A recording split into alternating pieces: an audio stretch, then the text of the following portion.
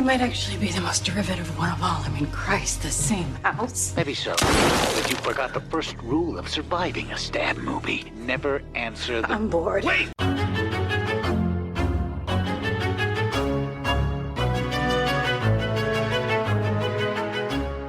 And welcome back to Horror Queers. We're talking meatloaf and lemonade. We're talking monotone dialogue. And we're talking teeth and pubes. And I'm Joe. And I'm Trace, and we're talking doctors have the loveliest hands. So clean. Oh, God. Everyone, we are discussing Yorgos Lanthimos' The Killing of a Sacred Deer. And as we hinted last week in our outro, this is an interesting film.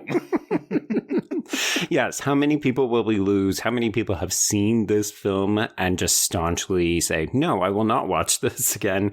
How many people will say, oh, it's that dude who makes The Favorite. That movie's hysterical. And then they go and watch this. Oh, man. I will say, this movie was actually my introduction to Lanthimos. I have seen The Favorite. I saw it after I saw this. But that's the only Lanthimos I have any relationship with. So I've never seen The Lobster, Dogtooth. There's one called Alps, I think, that he did. But you also watched The Great, which you've talked about on the show a couple of times. Oh, yes. The Great is amazing. But at the same time, though, like, because the way that he directs his actors, the way characters speak in his films, I feel like this and The Lobster are more in sync with each other in that department, because The Favorite, right, I would argue, is a bit more accessible than something like this. Yeah, I mean, I think this is him bridging the divide between Dogtooth and The Lobster. I've seen The Lobster, quite like it. Although, like some people, I do prefer the first half where it's kind of like wacky and weird. And then I don't like the back half where it gets a little more serious and retrospective. No, reflective. But I've gathered that, yeah, like Dogtooth is very confronting and indie cinema to the max, and then each successive film just gets a little bit more accessible, but it always has this kind of Lanthimos weirdness to it. Well, specifically with this film, so everyone, we'll talk about the acting style in this film, which I feel like we've been having this discussion a lot lately, where it's like, you gotta kind of roll with what the world the film has you in. And oh boy, yeah. This is a rocky awakening, though. Like, if you haven't experienced one of his films before, you will spend the first act saying, why are they talking like this? Like, you've seen Colin Farrell and Nicole Kidman deliver performances that are normal, and this is not normal for them. Not at all. But also, and I think this is really important to know, this can be called a horror film. This can be called a comedy. And sure, I think that the comedic elements, which I was a little worried on a rewatch, I was like, ooh, is it maybe not as funny as I remember? And I was happy to be proven wrong. Well, it's funny that you say that, because I spent about the first half of this movie thinking, Trace is a sadistic motherfucker. Like, I can't believe he's going to come on here and try to freeway my ass through this recording saying, this movie's funny. But it actually is. Like, it's so dark, and the humor is really absurd. Like, I think the line delivery and the performances can often be very comedic, but then the film and the content is so dark that you find yourself laughing, and then you think, oh, I'm gross. I should not be laughing at this. Well, and that's the thing, right? I should not be laughing at this. The humor is pitch black. It's even macabre in most places. Because this is a movie that has the death of children on its mind first and foremost. And it was interesting because when I posted that I was watching this, someone replied, I talked about how it's simultaneously horrifying and hilarious. And the person that replied was like, oh, this is really interesting. I feel like I need to rewatch it because I remember it being horrifying. I don't remember any of the humor. I don't remember laughing in this movie. And thankfully, this person was like, I'm going to rewatch it right now. And I was like, oh, good. Like, yay. Okay. But like 10 minutes in, they tweeted me back and they were like, okay, 10 minutes in, and I get it. I do get it now. And I think it's just a thing where it's like, because of the acting style, because of the, I would even say the melodrama of the score and the shooting style, it just kind of makes it to where you're like, I don't know how to feel about this movie, especially on a first watch. Particularly on a first watch, yeah. Like, it is so confronting, almost alienating, right? Like, you've mentioned the way it's shot a couple of times, and I saw a number of reviews that were just like, are there even any medium shots in this movie? It feels like everything is either a close-up or a long shot or an extreme long shot. And we're not used to that because medium shots are establishing shots often. Like, they help us to situate the actors within a given space. So if you're really far away from them, you feel distance. They feel isolated from you.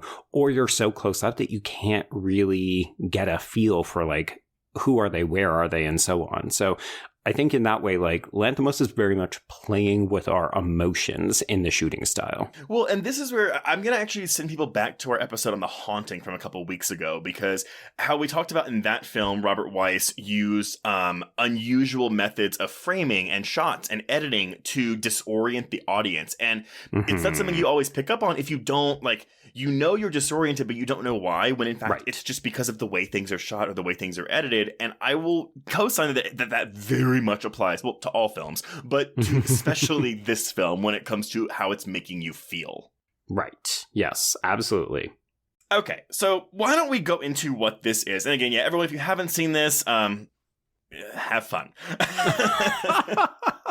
Trace is just sending you into the deep end with no floaters. Well, so the killing of a sacred deer, I mean, Yorgos Lanthimos is a Greek man, and so the killing of a sacred deer is loosely based on Iphigenia at Aulis, and this is the last of the surviving works by the playwright Euripides. And before we go further into the film, let's look at this play, shall we?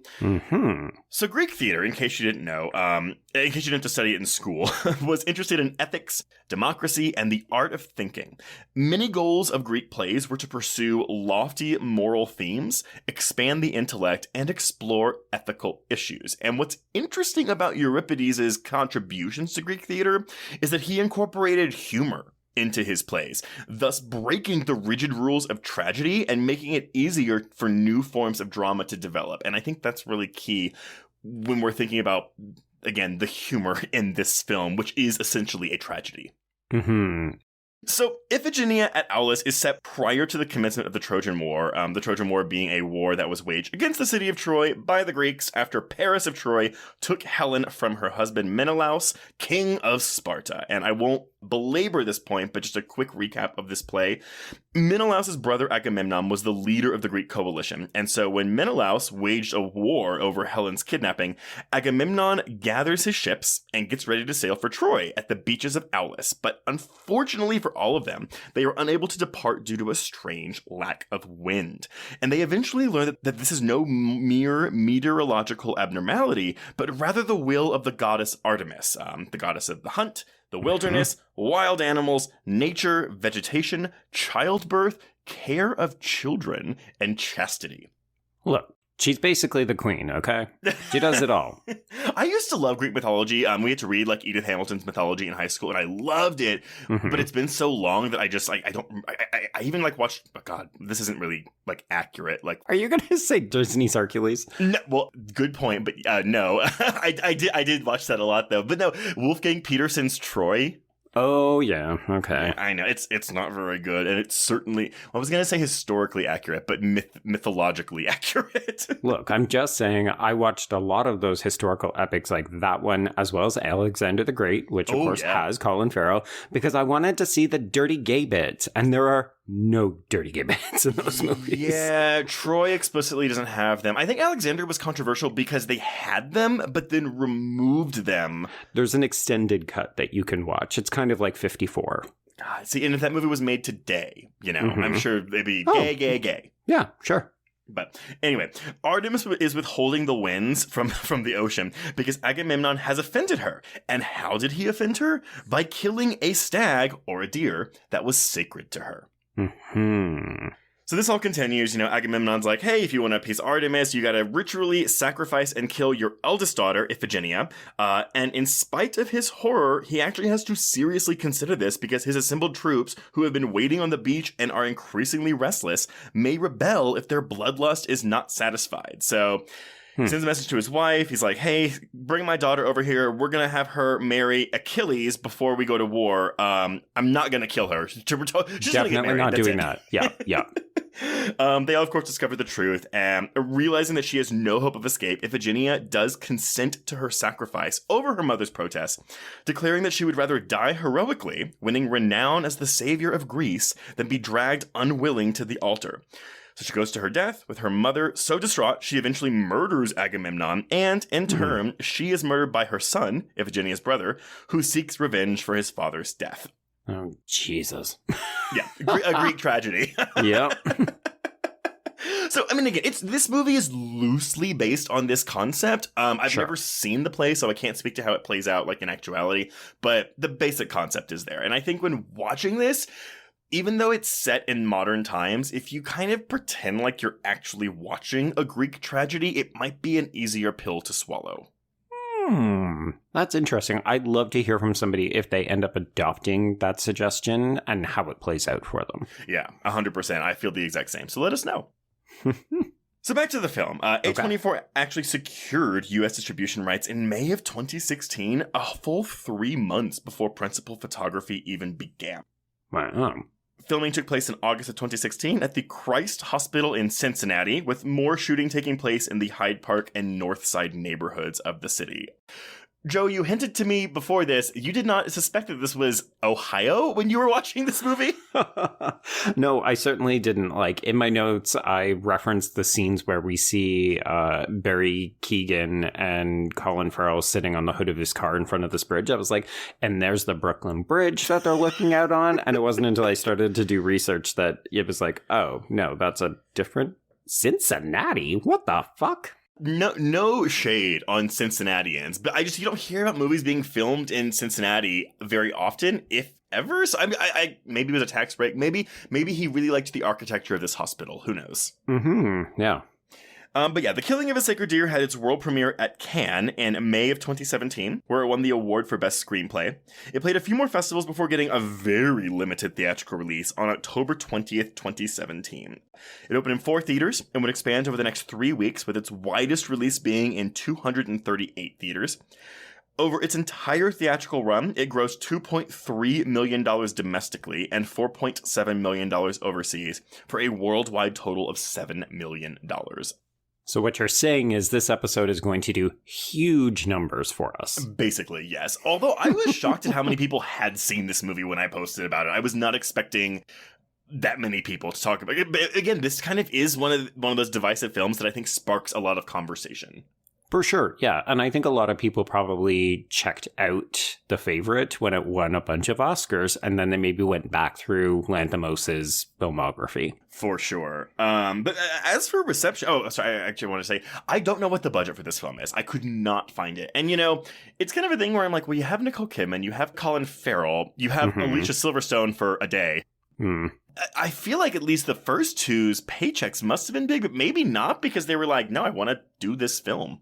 Well, yeah, I mean, Kidman and Silverstone famously begged him to let them be in this movie after having seen The Lobster. So I wonder if this was one of those things where they just kind of ate their usual fee so that they could be in the film. And I guess Colin Farrell, he was in The Lobster, so he was like, yep, bring me back on. Exactly. As for reception for this film, it was mostly positive. We've got a 79% on Rotten Tomatoes with an average score of 7.7 out of 10, and Letterboxd users have given it a 7.4 out of 10.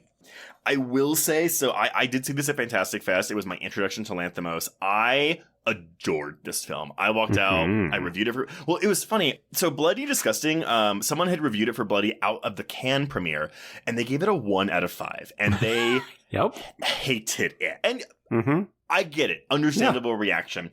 But it was back in the days when Bloody was still allowing multiple reviews for films and different critics to throw in different opinions. And I was like, I'm going to review this because it's a 5 out of 5.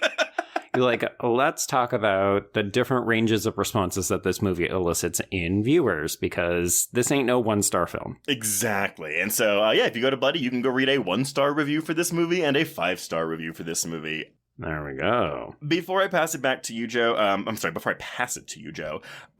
no composer is listed on this film because the score features classical pieces by J.S. Bach, Franz Schubert, and Georgi Ligeti.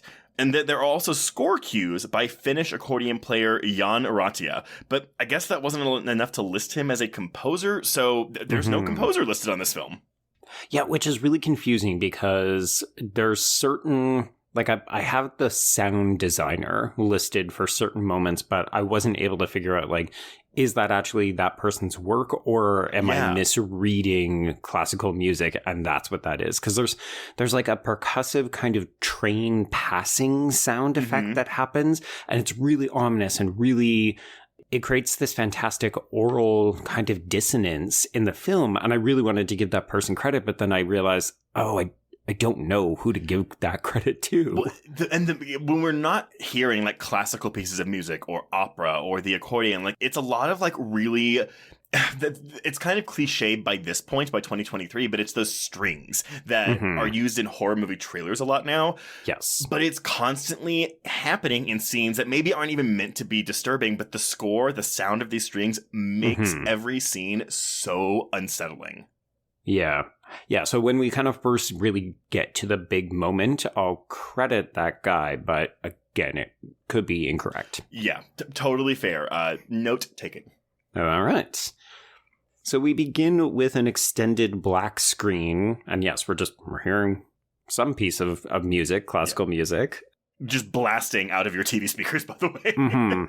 Well, and right away, this kind of tells you this is going to be a slightly different viewing experience because we hold on this black fucking screen so long that I thought, like, did my TV go to sleep? What's happening? But we don't. We actually then pull back slowly from open heart surgery before we get the title card. Trace, I'm sure you've seen the fun fact about this. It's real. It is real. And Colin Farrell was here. He was present for this. Yeah, so this is real open heart surgery that Colin Farrell went to see because, of course, his character is a cardiovascular surgeon. But when you're looking at this, it is grotesque. I was actually uncomfortable, and it makes it almost worse to know that is a real person's heart. Well, and I think, too, because this movie isn't what I would call a violent or a gory film, but this isn't it's immediately cueing you into, like, hey, y'all, this is going to upset you. And we're going to get this really horrific visage out of the way right up front. I mean, the funny thing is this is just the human body in motion, right? Like, we're fixing up a heart, and yet it is incredibly confronting and, yes, grotesque and upsetting. Like, well, here's the thing, though. So, you know, when we talk about the heart, we always talk about it with love and it's emotion, right? But the way it's an organ. Well, and that's the thing. The way it's presented here is very medical. It's very clinical, which is very much how the rest of the movie is when it comes to spoken dialogue, because these characters don't exhibit a ton of emotion in their dialogue. 100%. Yes. Okay, so this surgery is being performed by Dr. Stephen Murphy, Colin Farrell, and he removes his bloody scrubs, and then he and his colleague Matthew Williams, who is played by Bill Camp with a great supporting mustache, they go on this kind of like West Wing walk and talk tracking shot down the hospital corridor, and they're just talking about watches.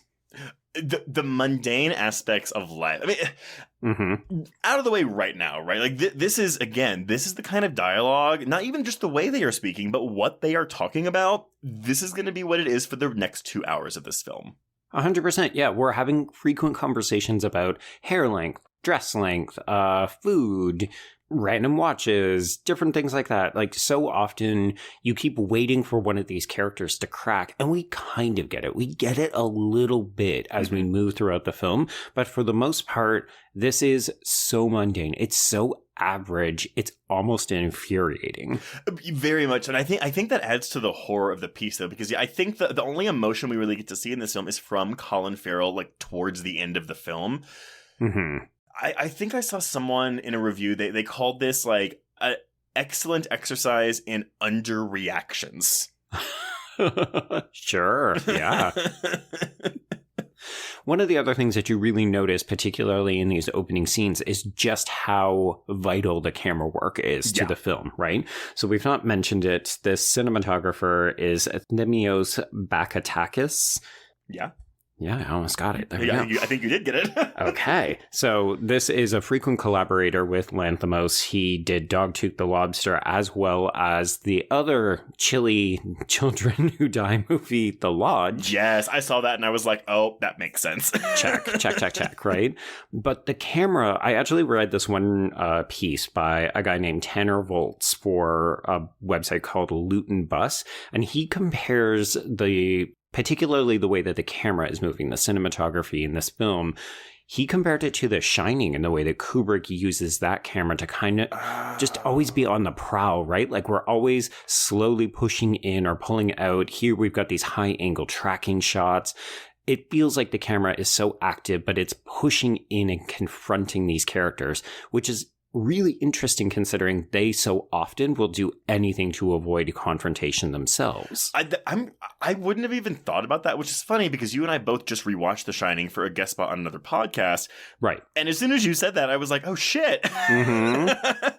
I mean, it's dicey, right? Because it feels like too often we compare things to either Kubrick or The Shining more specifically. I'll admit, I spent a bunch of this time feeling like this was another Kubrick film, Eyes Wide Shut, because of the way that Nicole Kidman is doing her performance in both films. I've never seen Eyes Wide Shut, so I cannot speak. I know. It's so good. Sorry, just to clarify, that was not an exasperated like, Trace, what the fuck? I know. It was, Trace, I cannot wait for you to watch that movie. I love Eyes Wide Shut. I think my husband really likes it too, because he's definitely talked about it. So it's one of those things where it's been on my list. Isn't it like 3 hours long? It's quite long. I mean, it's a Kubrick film. So it's quite long. But I love it because it's a sexual odyssey movie. Yeah, no, for sure. I think it was one of those ones where my parents saw it and they were like, oh, that's really weird. It's just stuck in my brain for a long time to where I'm like, oh, am I really going to be in the mood for that anytime soon? But one day I'll watch it. Tell you what, it's a Christmas movie. We'll cover it for Christmas one year. There we go. Done. So at a diner, Stephen meets with teenager Martin, possible last name Lang, and he is played by Barry Keoghan. And of course, this is a fun thing if anyone has seen The Banshees of Inisherin, because both of these actors are in that, and they have a sort of tenuous, challenging relationship in that film as well. I'm assuming it's a bit more outward conflict in that one, though, because again, in this one, we're holding onto our cards for a lot of this. Well, Keoghan is a bit of a village idiot in that movie, so he's actually very annoying to Colin Farrell's main character, but Colin Farrell's main character is also an idiot. It's ironically enough a bit of a dark comedy as well. I'd say it wears its comedy more on its sleeve, but like there's some pretty nasty shit that goes down in that film. Yeah, no, that's still on my list. I missed it in the Oscar rush last year, but I love In Bruges, so it's like I will be watching that eventually. Yeah, it is a huge recommend for me. It was one of the big surprises of the year. Oh, good. Well, yeah. Okay, so this is my introduction to Keoghan as an actor. I don't think I'd ever seen him in anything before this, which, what an introduction. Okay, that is fascinating, yeah, because he was just coming off the heels of Dunkirk, the Christopher Nolan film. I know, and I've heard it's really good. It's just like, you have to drag me tooth and nail to go to a war movie. Yeah, no, that's fair. And I'll confess, Dunkirk it's not my favorite war movie. It's not my favorite Nolan film. Keoghan is okay in it. I don't know. Let's move on before I lose too many people. We'll go here. Okay, so they're sitting on the hood of Stephen's car in front of the John A. Roebling suspension bridge, and basically this is the establishment of their relationship. We don't know why an older man and a teenage boy are meeting. Admittedly, it's a public spot, but why is he giving him a watch? Why is he comforting him like a father figure would? So this is very much a question or a prompt to take us into the film. Yes, yeah, we don't know what is going on here because it's clearly not his kid, but it's also like there's always like a borderline inappropriateness to this relationship. Yeah, so I was gonna wait, but why don't we raise this now, because we are covering this on Horror Queers, and I'm curious to note, do you get a sense of a kind of queerness to this relationship? Yeah, a little bit, but I think it comes out more also when we get the conversation between Farrell and his son about the secrets later. Right. But it's kind of one of those things where there's something like queer in both senses of the word about this relationship. Yeah, because I went on the hunt. I tried to see if there were any articles, and there are some people who speculate that Bob, the son of Colin Farrell, is queer coded, but I think that's just because of the hair cutting thing. Like, oh, he's got long hair, so maybe he's a little bit more effeminate, which I think is kind of grossly stereotypical, but okay. But you're right that this movie has both definitions, I think, of queerness. Like, the way that they're speaking, the way that they're reacting, all of these queer actors are queer. But I do think that there's a bit of a slight uncomfortable sexuality in the way that these two are comparing masculinity. Like, that's where I think the queerness comes in between Stephen and Martin. Because Martin is almost like dick measuring with Stephen to be like, oh, like, let's get it on the table. Yeah. Stephen drunkenly killed Martin's father because he performed surgery on him, but he wasn't fully capable, and as a result, Martin's father died, and Martin blames Stephen for this. Yes, so Martin's father is the sacred deer in our little allegory here. Mm-hmm. But this is what? It's a couple months ago? It's 6 months. 6 months. Okay. And the thing is, so we're led to believe that Stephen and Martin have been having these meetings for the entire 6 months since this happened. Yeah. And it's only when Stephen starts being like, this is weird, that Martin starts getting a bit more intense with his reach outs. Yeah. And that's one of the things that I find really fascinating. Again, I was going to kind of wait until we get into it a little bit further, but I think there's a reading to be made of this, that the sacred deer that, you mentioned, the whole story is kind of based on the Greek myth.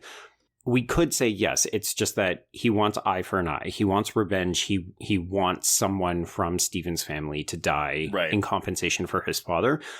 I actually think that the original eye for an eye plan is that he's willing to accept Stephen as his surrogate father.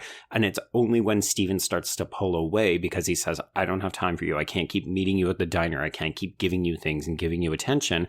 I'm not going to fuck your mom, however hot Alicia Silverstone is. Yeah. That's when Martin says, okay, well, fine. We're going to go into plan B. Now I'm going to kill one of your family members. 100% agreed. And even going into... Okay, so I want to touch on this, but we don't have to spend too much time on it because we don't have this lived experience, but... I saw, especially in reviews, but even in analyses after the fact, where people would refer to Lanthimos' character's way of speaking as a very autistic way of speaking. And okay. And so I was kind of like, okay, that seems like a generalization. I don't know how, like... Right. It makes us a little uncomfortable, right? Yes, exactly. And so I tried to do some research to see, okay, well, are there any reads? And I actually found that a lot of people, be they autistic or not, did identify Barry Keoghan's character as coded autistic.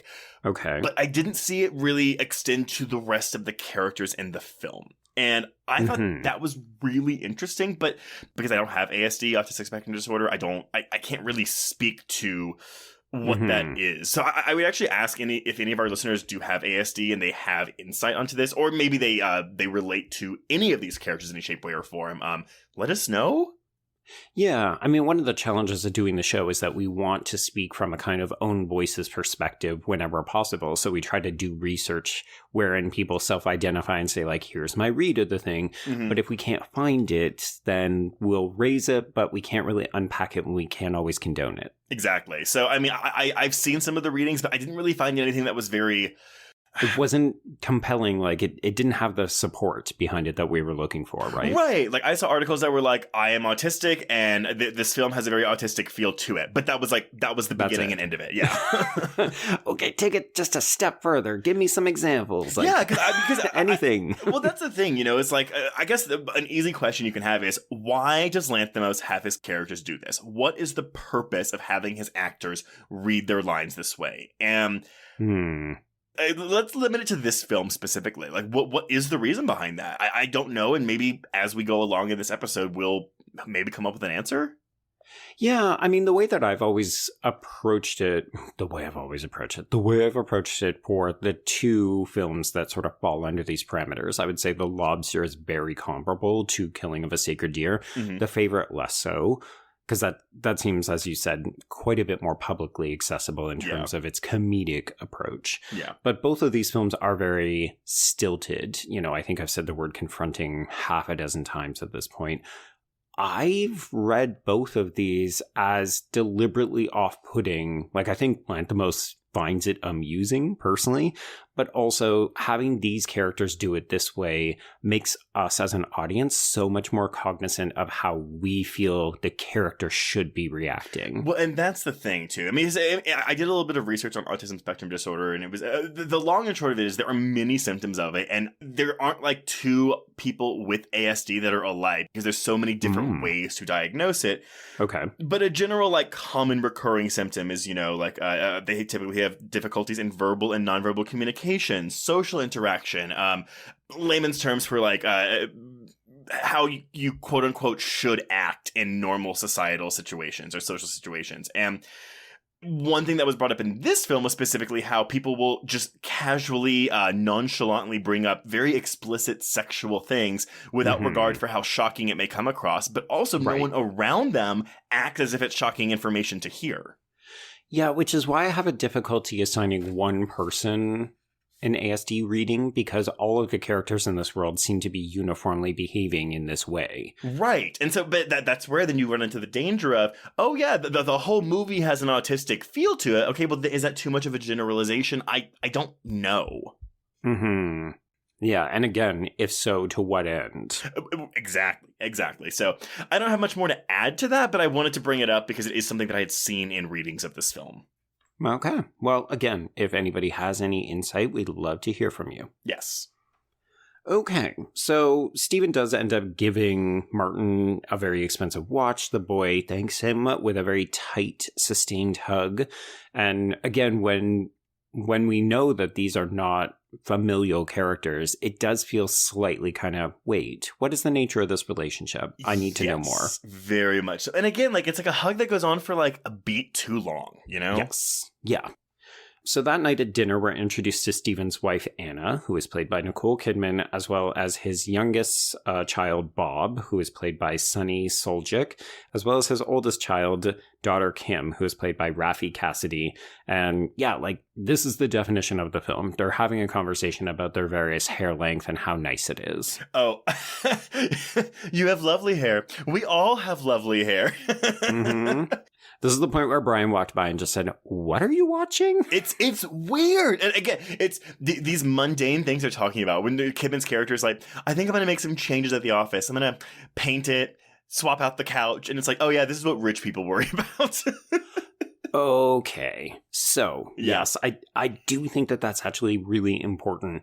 There is an undercurrent of class critique in this movie, I think, because part of the reason that Stephen is able to get away with whatever it is that he did, as the movie will come to explore, is because he is so fucking filthy rich. Yeah. Like, they live in this McMansion, they want for nothing, and that means that they get to have these kind of mundane conversations about redecorating and hair length because they don't have, quote unquote, any real problems. And I think, I don't know if I would call this an Eat the Rich movie, but I got the same feelings watching this family suffer that I did watching the rich people in the menu suffer.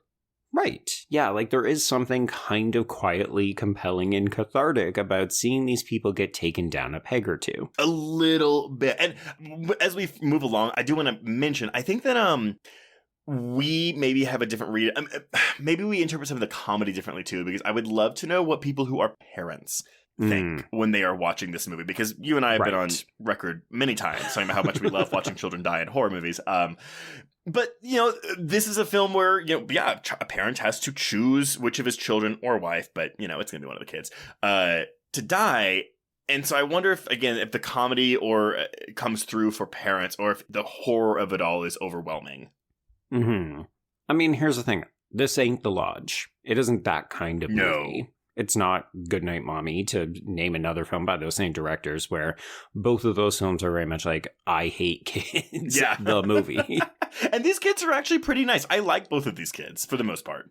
I mean, I like them both, but they're not great kids, you know? Like, they're still kind of making some shitty decisions, and they're a little bit annoying and that kind of stuff. Yeah, but they're kids. You could say the same about their parents. Yeah, they're not gaslighting their parents into and trying to drive them insane and kill their dog.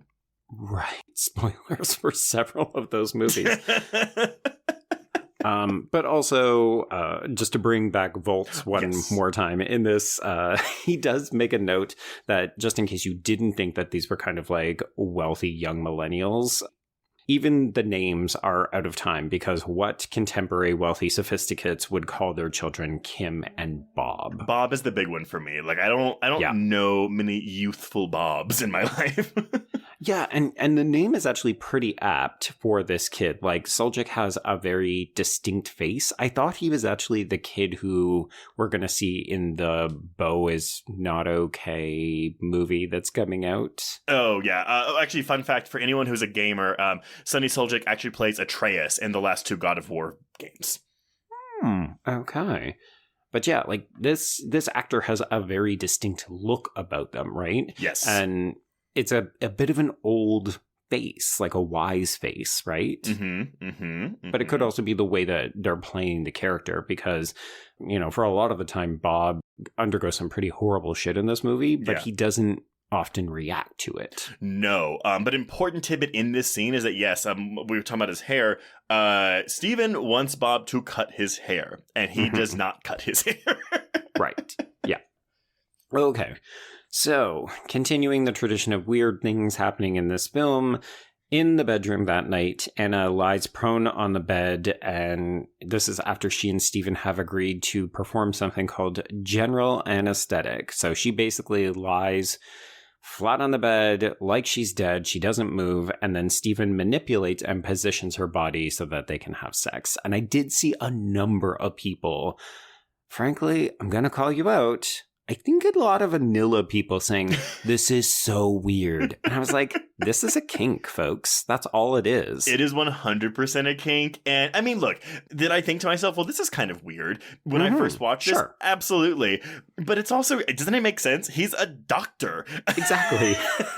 Like, of course, he's an anesthesia play in the bedroom. Interesting that Kidman keeps her clothes on during this scene because I guess when she gets fully nude later, that's meant to be like an important thing. Like she's trying extra hard to get on his good side by being naked during this. Yeah, and again, this is not direct correlations, but very evocative of some of the things that happen in the bedroom with Nicole Kidman in Eyes Wide Shut. That does not surprise me at all. Yeah.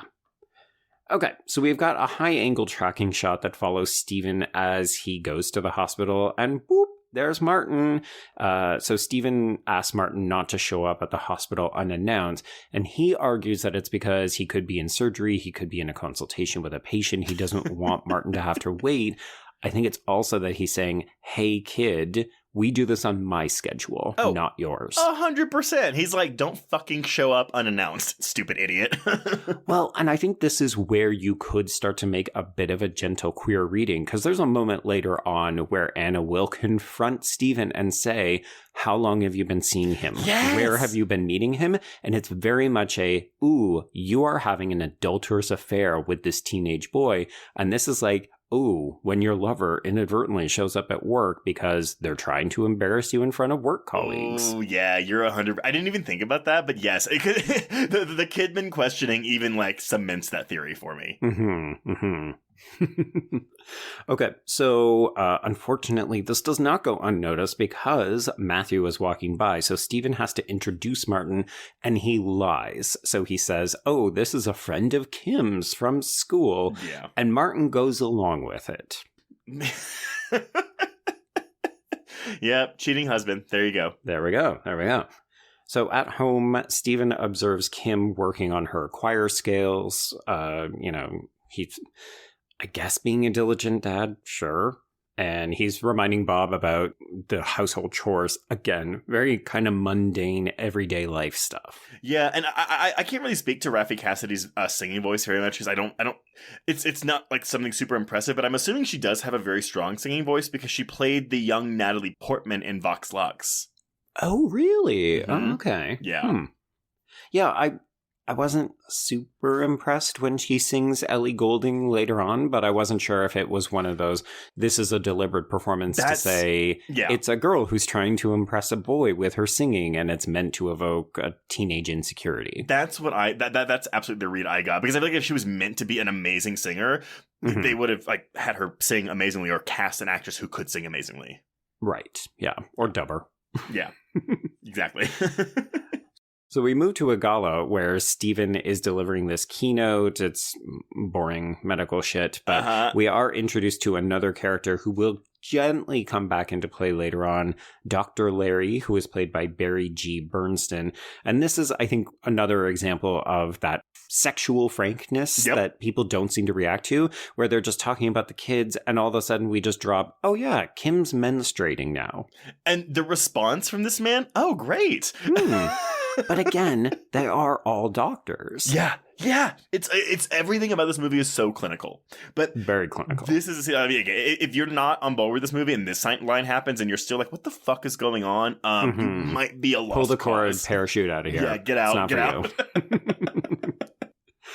So we go on another walk with Martin, and this is where we start to get a little clarification. So we learn that Martin's father has recently died. Martin is still processing that, but he is trying to be supportive and friendly with his mother.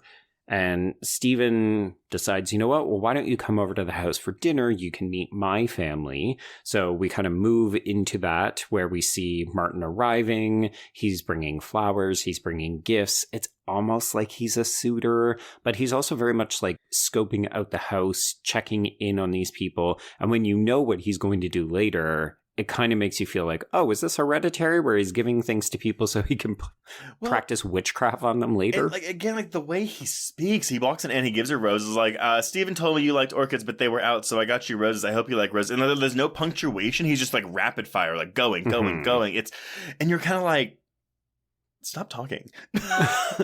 But is it also just because he's a teenage boy who feels slightly uncomfortable and intimidated? See though, I don't ever think he feels I think he's always in control for the majority of this film. Okay. I mean, I can see it because Martin never truly gets ruffled, even when shit hits the fan later. Well, because by your theory, which I agree with, like the whole time he's trying to make Stephen his father. So in reality, he shouldn't care, or maybe he does. Maybe he's doing this because he knows that he is actively trying to take their father and husband away from them, and so he's doing this as like an amends of sorts.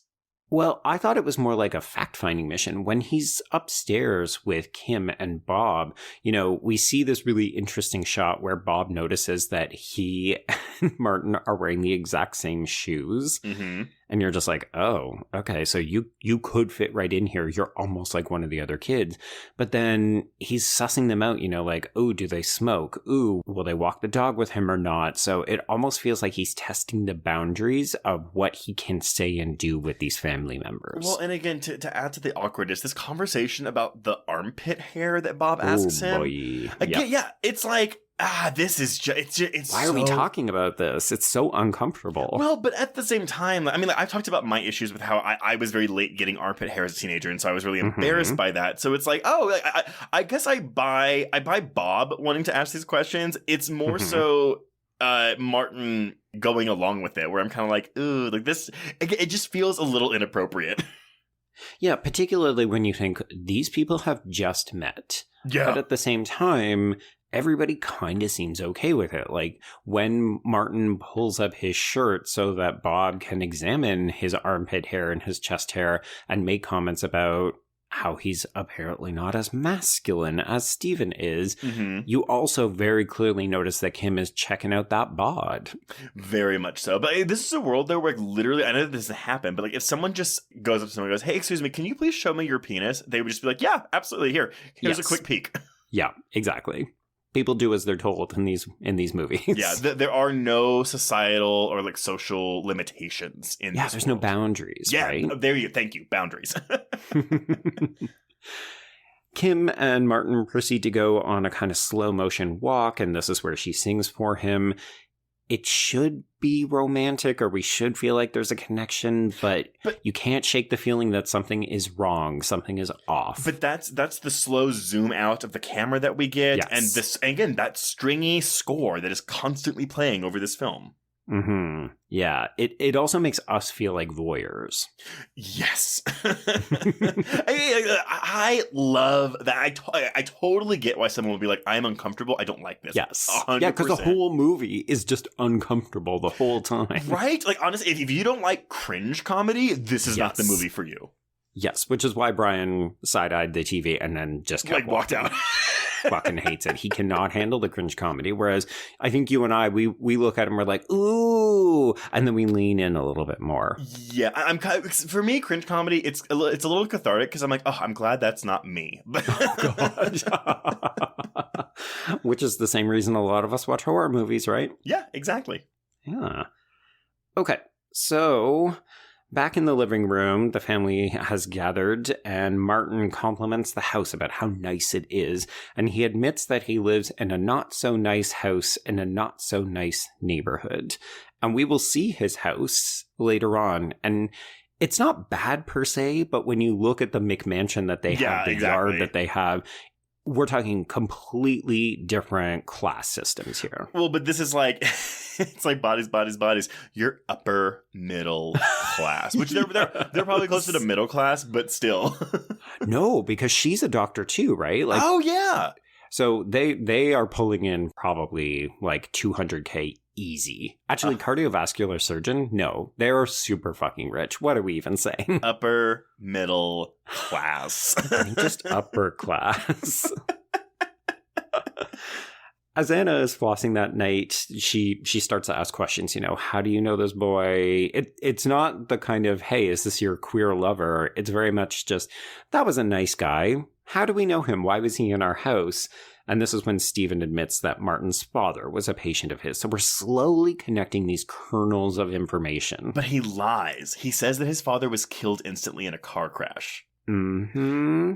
I love that you mentioned the flossing too, because it's a really interesting and like kind of jarring like smash cut to Nicole Kidman just flossing her teeth with the sound effects of the floss like flying out of her teeth cracks. Mm-hmm.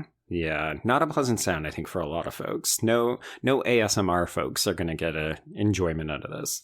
Yeah, exactly. So this is when Martin calls, actually, just as they're talking about him, and he's reciprocating. He wants to invite Stephen over for dinner, and he suggests that they will make meatloaf and lemonade. So, okay, here we go for dinner.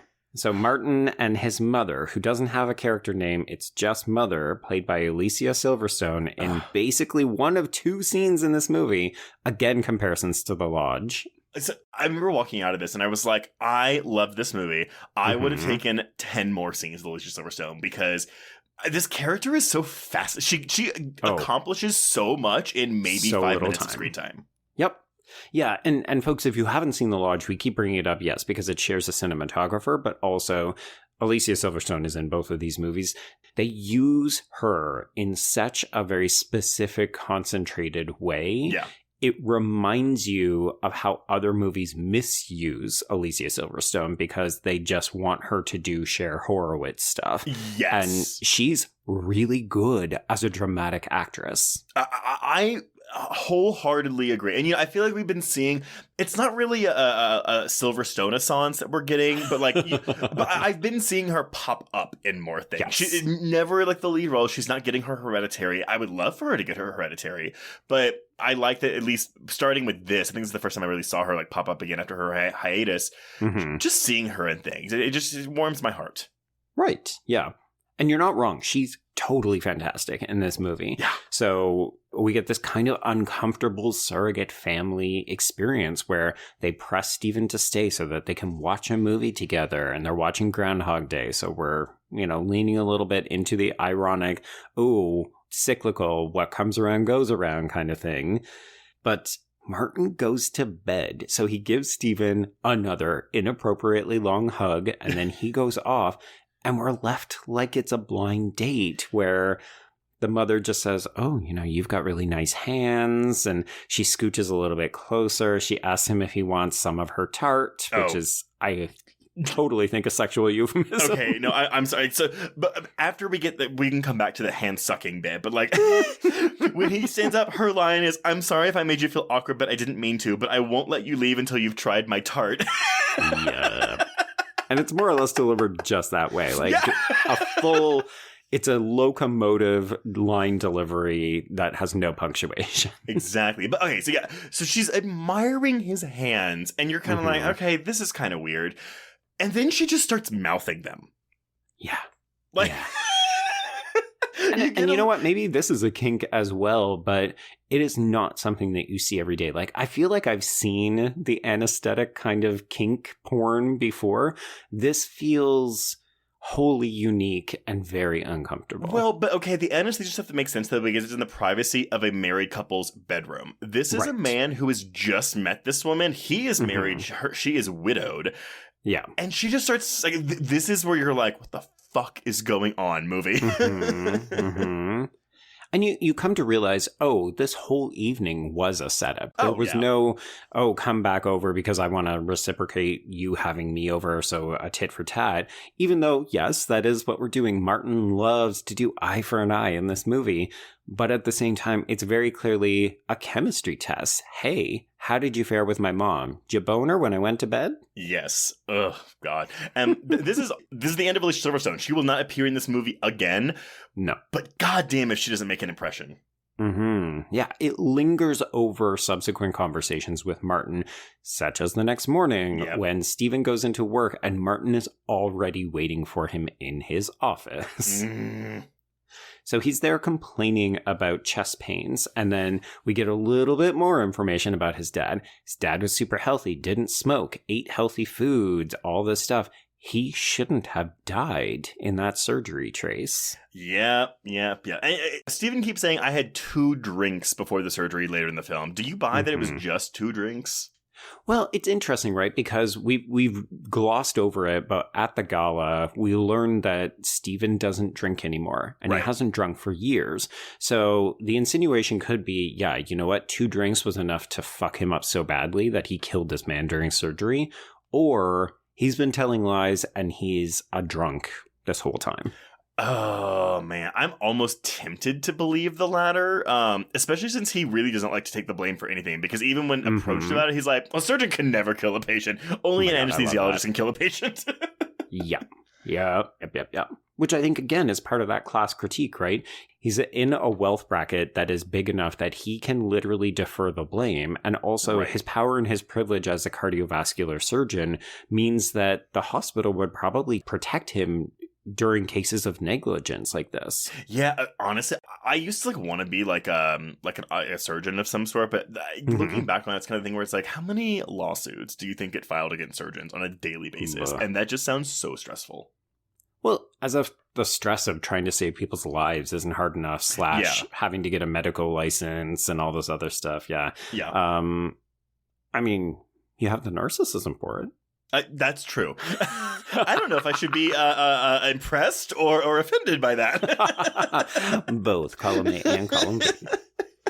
No, it's more like, show me your hands straight. No, I need to see how clean they are. By all means, Joe, suck on my hands whenever you like. I do have clean hands. Good for you, sir. Okay, so Martin is also feeling, he could be having a panic attack, or this could all be a farce, but he says that he's experiencing chest pain. So he forces Stephen to delay all of his regular duties so that we can do a barrage of tests, which of course reveal nothing, but it allows Martin to spend more time with Stephen. This is where we get the scene where he wants to see his chest and armpit hair because he heard Bob talking about it. This is weird. In a movie that is filled with weird, this is weird. I think this is the scene where I'm like, well, actually, no, it really is that secret giving scene. But again, it's like, you have this teenage boy who is like, hey, man, please disrobe so I can look at all the hair on your body. Yeah. And you could argue, well, why does Stephen submit to this? I think that this is physical manifestations of his guilt. 100%, yeah. He he doesn't want to take public responsibility for it. He doesn't even want to admit it. But what this kid asks him to do, he will do. Yeah. Mm-hmm. Because we don't know yet that there's, do I want to say a supernatural aspect to all this? To me, like what happens in this film, it just is. Like it's like in Greek mythology, things just happen.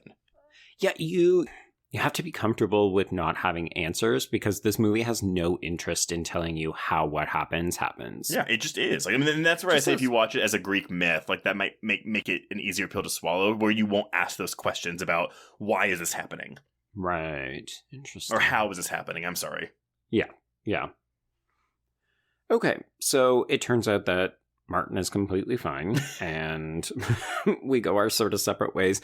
This is a moment where, even though you're not entirely sure how much time has passed, you very much get the sense that a bit of time has passed because Martin is leaving increasingly frustrated voice messages for Stephen. Stephen is off hanging out with his wife and his friends. He's going to barbecues and making sure that the fish isn't overcooked. And meanwhile, Martin is having a nervous breakdown in this diner waiting for him. This is Stalker City. 100%. Oh, yeah. Man, it's so anxiety inducing. But also just kind of funny. Sure. Yeah.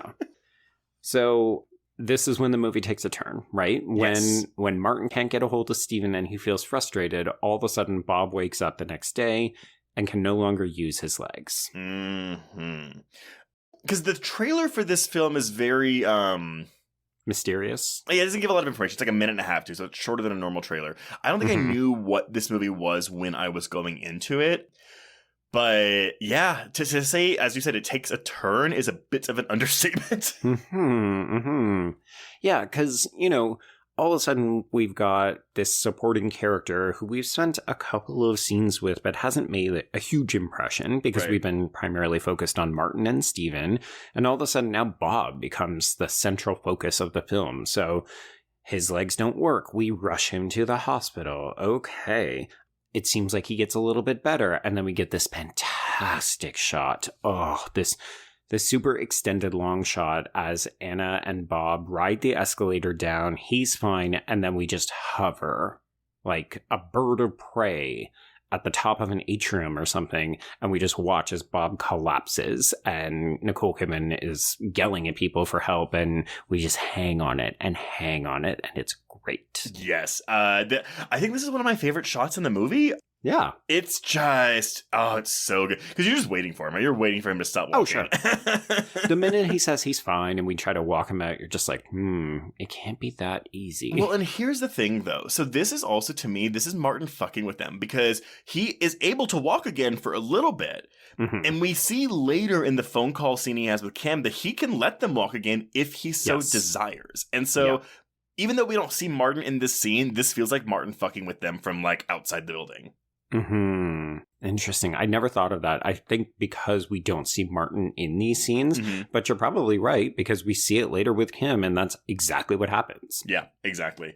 But yeah, so Bob will not be walking again for the rest of this movie. No, it's true.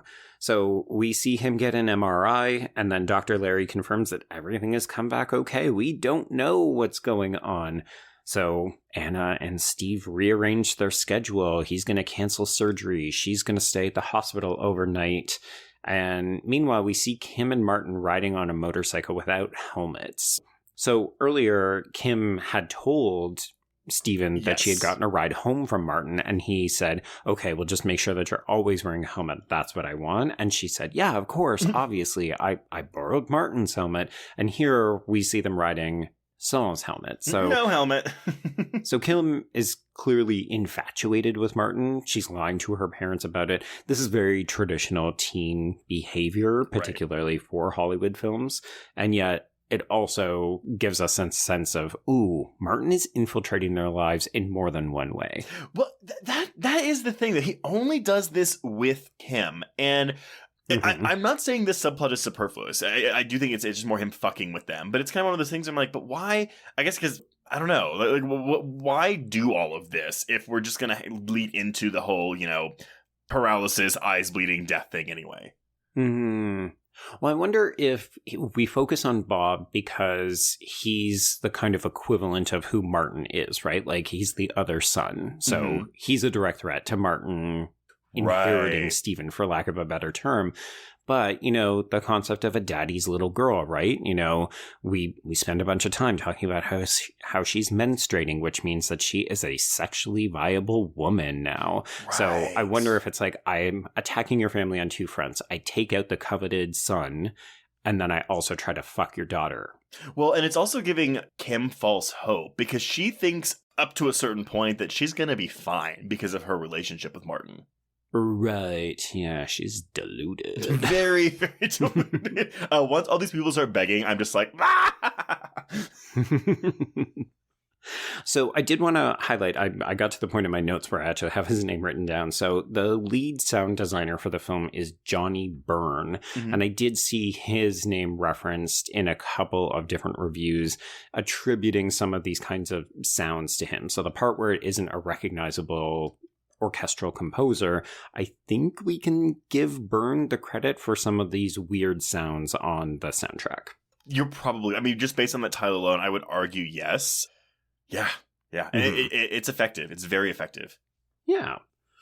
Okay, so the next day, Anna and Stephen discover that Martin is already in Bob's hospital room, and I mean, Anna doesn't have any reason to suspect anything bad, but Martin wastes no time more or less ordering Stephen to meet him in the cafeteria. And this is when everything gets laid out, right, Trace? So we have 4 steps that Stephen's family will go through. Do you want to list them out? You know what? Let me try this. Okay. I'm going to try to do this Lanthimos voice inflection. Ooh, okay. That critical moment that we both knew would come someday, here it is. The time is now. Just like you killed a member of my family, now you've got to kill a member of your family to balance things out. I can't tell you who to kill, of course. That's for you to decide. But if you don't do it, they will get sick and die. Bob will die. Kim will die. Your wife will die. They will all get sick and die. 1, paralysis of the limbs. 2, refusal of food to the point of starvation. 3, bleeding from the eyes. 4, death. 1, 2, 3, 4. Don't worry, you won't get sick. You just got to stay calm. That's all. And then he says, I hope I rushed that through enough so that you can go and do the other things you need to do. As though he didn't just deliver this bombshell, right? I hope I didn't waste too much of your time. Yeah. Off you go. Make a decision. Who do you want to kill? And again, this is, it's almost at the hour mark of the film. And this is 51 minutes. Yeah. So everyone, like, there will be no explanation for how this happens. This just is, it happens. He says so. There's no, oh, Martin's actually a secret god. There's no, oh, there's a secret medical reason. No. It's just happening. Yeah. So I remember the first time I saw this movie, after this revelation, I think as an audience member, you grapple with the idea, well, surely there's a way out of this, right? Like, we'll kill Martin, we'll break the curse, whatever it is. You know, maybe we'll do an investigation, find out somebody else suffered from something similar and find out how they got away with it. That's a typical horror movie. That's not what Lanthimos is interested in doing. It took me about another 15 or 20 minutes, but I realized I disliked the back half of the film on a first watch because it felt so nihilistic, because you knew there was no getting out of this. Like, it was just a question of which of the family members was Stephen going to kill. And I thought, oh, well, that's kind of boring. It's not very exciting. Where's the tension? Where's the excitement? And then I realized, oh, that's what the fucking movie is doing. Yeah. Like, it's not trying to thrill me. It's trying to just fill me with dread. Well, and honestly, this is a pretty textbook example of the 5 stages of grief as we move through the rest of this film. Oh, I love it. But what do we start with? We have denial. Then we get anger. Stephen go banging on Martin's door. Then we have bargaining. All the families are trying to bargain for their lives, be it with Stephen or with Martin. Then I guess we have kind of depression a little bit, maybe, but then acceptance at the end when we have to actually pull the trigger. Right. Yeah, it's true.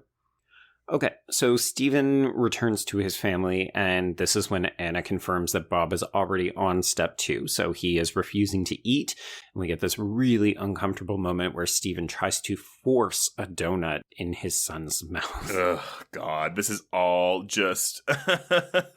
yeah. Have you ever had, like when you know you need to eat, but you have no appetite, and so even eating, like trying to swallow it, feels like you're going to vomit? Not to this extent. I've just had it where I know I should eat and I just can't force myself to get the effort to go over and, find something. Nothing sounds appealing, so I just kind of keep putting it off. See, a huge side effect of Adderall or like stimulants of that kind is they suppress your appetite. So I will literally go 10 hours without eating because I forget to eat because I don't feel hungry. Oof. Yeah.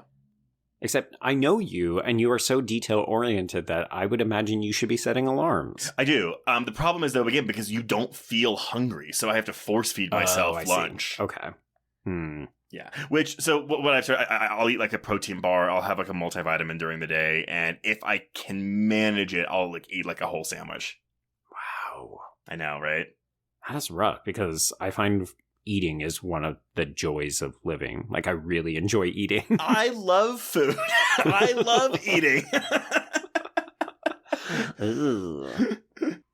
Okay, we also have Kim trying to initiate sex with Martin, and when he kind of politely declines, she even declares her love for him, but he still just leaves. Because she even mentions the stuff about Bob, and he's just like, don't be a drag. I thought you understood. Yeah, his behavior really 180s at this point with everybody. Now that, whatever you want to call this, the curse, his revenge has begun, he really doesn't make any effort to disguise his disdain for all of them. Yeah, it's just all very matter of fact. It's like, yep, this is the way it is. I don't know what to tell you. Like, this is just how it is. Okay. Yeah, do the thing that I've asked you to do, and it'll be over. Yeah. You're just delaying at this point. Uh-huh. All right. So at the hospital, Anna suggests that Bob's lack of appetite might be psychosomatic. So she wants to do more testing on him, even though nothing thus far has really come back. So she's saying it's in his mind. It's not in his body. We need to test that. And this is when Steven starts to get a little curt. Oh, man. If you want to talk about some toxic masculinity, the way that he treats Anna's opinions, her abilities as a mother. I mean, obviously this guy's a narcissist, but he's a bit of a tool. So he says he doesn't need her medical opinion, and he just goes ahead and performs a spinal tap instead. Yeah, I am not remotely interested in your medical opinion. Wow. Honestly, so Colin Farrell gets the most. I think him and Keoghan, they're kind of the stars of the film. It's their dynamic that we're watching. But Kidman gets some really good understated moments in this movie. I think understated is the big thing. I can imagine particularly female identifying viewers going into this saying, I'm annoyed or even frustrated at what Anna and Kim go through because they often feel very passive and responsive to other characters. Mm-hmm. I do think that that's by design. I'm not going to suggest it's not frustrating. Yeah. But I think, there are moments where they get interesting pieces of agency, or at least they do some interesting character work. But at the end of the day, this is a two-man dominated film. Well, it's also, even with Kidman, Anna eventually starts using her womanness, not as a weapon per se, but as a bargaining tool, right? Because so not only does she, do more of the anesthesia play, but she's also in one of the funniest scenes for me, telling him, well, I think logically it makes the most sense to kill one of the children because I can still have another one with you. Yeah, I think that is the perfect synthesis of the uncomfortable horror of this movie and its absurd comedy. Oh, yeah. I mean, when we get to that shooting scene at the end, we'll talk more about comedy. Oh, boy. You are a twisted motherfucker, sir. Speaking of twisted motherfuckers, this is the point where Steven takes a paralyzed Bob around in a wheelchair, and then he tries to force him to walk, and when his legs don't respond, obviously, Steven just allows him to drop on the floor. Funny. Okay, but again, visually, this is horrific. But visually, this is still very funny. Right, because it's so dumb, right? You're just like, Steven, accepted. Your poor son. Well, and we get this idea afterwards, because when this doesn't work 2 or 3 times, Steven sits with Bob and he says, okay, well, we're going to play a secret game. So I'm going to tell you a secret and then you tell me a secret. And he clearly thinks he's being Father of the Year by confiding in, he tells him a horrific story about familial incest, which I think people have admittedly blown up online. we'll come back to it in a moment, but he tells him this story in the hopes that Bob will open up and say, this is an act. This is a prank. I've just been faking this disorder for no good reason, but this is why I'm doing it. And of course, Bob doesn't do that, but it is wild that a parent would think, oh yeah, I'll just toss my child around because I'm pretty sure they're faking it. Well, but that's his narcissism, right? Because he can't believe that his actions caused this to happen. Mm-hmm. Well, and it is supernatural, right? He doesn't want to believe that this is happening, so he is very firmly in denial. Well, that's the thing, though. Like, it's... I never quite get a grasp on if this is something that normally happens in the world of the film, because it seems more so that he is resistant to just the idea that one of them will die, more so than how this is happening. Outside of, they're looking for a medical thing to figure this out. It's tricky, right? Because there's a kind of, not even subplot because it's so insignificant, but there's a mention at a couple of different points that we're going to fly in two experts. And we never even see them. We never see them perform any tests. We just learn later on that they tried and they couldn't discover anything and they're already on their way home. Mm-hmm. But it very much feels like this intersection between emotionality and how that can cloud your judgment, but also how science isn't always extremely reliable. Like, science won't give you everything that you're looking for. You need something that combines the two. Yeah, exactly. But going back to this... I was going to say, so let's come back to this. Yeah, because so you say you think it got blown up on social media. I think I missed this discourse. So what are you referring to? So not social media, because I wasn't paying attention when this film came out, but in a bunch of reviews, this scene will almost always get mentioned. And even the most kind of casual, it's, oh my God, he does this disgusting thing to his father. It's incestuous. I can't believe the movie wouldn't do this.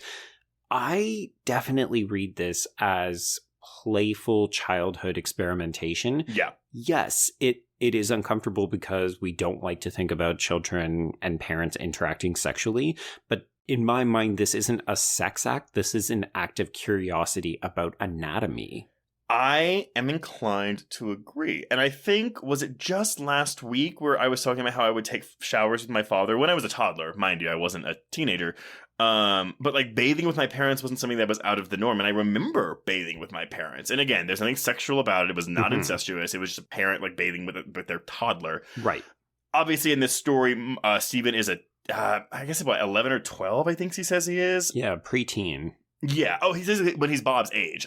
He had only just started masturbating and ejaculated. He wasn't ejaculating full. So I agree with you. I mean, look, it is a very uncomfortable scene to listen to. I think it's the fact that he is telling his son this that makes it more uncomfortable than the story itself. Right. Now, that being said, is this a story about a preteen son masturbating his father? Yes. But as you said, there's nothing sexual about it. It is curiosity. It's sexual curiosity. And of course, God, I feel like we're going to get so many letters. I mean, again, we're not condoning it. No. I think we're just trying to unpack some of this. Yeah, because I did see some people who I think fairly assessed this and said, what's uncomfortable about this is that he's talking about a sex act to his underage son in the hopes of getting him to divulge some kind of information. Right. That's what's uncomfortable. But I definitely saw a bunch of people say, like, oh, and there's talk about this fucking incest act. And I'm just like, no, I think you're actually misreading the purpose of this. Yeah, I agree. And also, like, because this scene in general is a transaction. And I read, I should have pulled the quote, but there was an article I read where it said 90% of the dialogue in this film, like between two people, is transactional. Right. Be it bargaining for their lives, be it trying to get a secret, be it Anna when she's giving a hand job to that dude to get medical files. Like everything in this movie is transactional, and that's all it is. There's no emotion in it at all, except for the rare moments when Steven gets angry. Right. Yeah. No, that totally makes sense. And particularly when you think about this is just Steven saying, hey, I've got something. Why don't you give me something back? Yeah. Because he's hoping to uncover information. Like I said that there wasn't really an investigation into how this is going on, but in a way, this is Steven's clinical approach to doing that. Like maybe he can get a sense of why this prank is happening because he doesn't fully believe that there's something supernatural. Right, exactly. He's still in denial. Yeah. Okay, so when this doesn't go well, Stephen makes a not so thinly veiled threat that he will punish Bob by making him eat his own hair. Ugh. Yeah, it's gross. Gross. But again, this comes back into play because we've been talking about Bob's hair throughout this film, and we will continue to do so later on. Oh, yes, we will. Okay, so he ends up falling asleep at work. Anna drops off a shirt in the morning, and she assures him everything's going to be fine. Cut to Kim at choir, and she just collapses. Oh, again, it's kind of because we're up close with her for most because we're doing Carol of the Bells here, my favorite Christmas song. But then we pull out to that long shot and watch her just fall in this sea of children. Yep. So, of course, then we're back at the hospital, and Anna is crying on not her husband's shoulder, but Matthew's shoulder. Yeah. And this is Kim now struggling to eat, so she's already into phase 2. Yeah. Do you feel a little cheated that Nicole Kidman doesn't lose the use of her legs in this movie? I thought we were going to get there, considering that the kids seem to fall in quick succession, and we even get a notification by Martin, hey, Anna, you better act quickly. I thought for sure that we were going to do that, but then I wondered if maybe we start with the smallest, youngest child, and then we move our way up, so maybe it takes longer? Or it's just up to Martin. Maybe he's like, maybe I'll wait till Bob dies, and then I'll start affecting Anna. But I love the scene when Kim is like, have you lost the use of your legs yet, Mom? Are they getting numb yet? That's rough. So Stephen is starting to accept that something is going on because he does go to Martin's house and he bangs on the door, yelling that he'll fuck him and his mom just like they wanted if he doesn't answer. I definitely wrote down that line. I mean, it's cheeky. It's kind of fun, right? Because it brings Mother and her attempted sexual persuasion back into the fray. But it's also like, I mean, you and I are sticklers for semantics because we often find revelatory language. Because we often find revelations within language and dialogue. So, right. I took note that it's saying, I'm going to fuck you and your mom. And I'm like, well, there's two ways of saying that. And I really thought we were going to get more Silverstone in this scene, but nope, she is just, I guess, at work. Nobody's at home. No. So this is when Stephen confesses his relationship with Martin to Anna. We get the questions, how long have you been seeing him? Where have you been meeting? And so on. And then Stephen adamantly protests that it can't be his fault because a surgeon is never responsible for killing a patient. That's an anesthesiologist. That logic does not make any kind of sense. No. It's pure narcissism. I think it's funny, too, because if I'm not mistaken, Matthew is an anesthesiologist, right? Yes. So he's basically saying, oh, my best friend, the guy whose shoulder you're crying on, the guy whose dick you're going to jack off in a couple minutes, it's all his fault. It's never my fault. But that's why Anna goes to him later. She's like, you'll tell me the truth. Yeah. So important to note that this is actually also when the film's perspective changes. This has primarily been Stephen's vehicle. And even though we said that Anna and Nicole Kidman don't really get a ton to do, it does shift and it becomes mostly her film until the end. Yeah, no, I like that. I mean, look, Colin Farrell, I think, is really good in this movie. I just it's like, oh, Nicole Kidman is doing a movie like this. Like, right. I just want to see her be in this movie. Well, it's interesting, too, because these actors were both in The Beguiled, which is the movie they make after this. And it's a similar kind of role where they don't quite trust each other, but they have like a sexual thing. And it's intriguing when you see like how actors have been paired together in past and future projects. Like, it often seems like there's a commentary between films. Yeah, I can see that. I mean, I guess it probably improved their working relationship too. But but Nicole Kidman has a bit of a different, not a completely different dynamic between her and Farrell in that movie, but he's very much the don't want to say weaker character in that movie. Right. She's stronger. She's in control because, of course, he's bedridden because he's been shot and she's sort of nursing him back to health. Yeah, exactly. Yeah. Okay. So this is where Kim manages to stand briefly so that she can wave at Martin while they're talking on the phone. And this was my, I should not laugh at this moment. But when Bob he falls out of the bed and he falls off the bed, I laughed and then caught myself and felt awful. Oh, no, fuck that. No.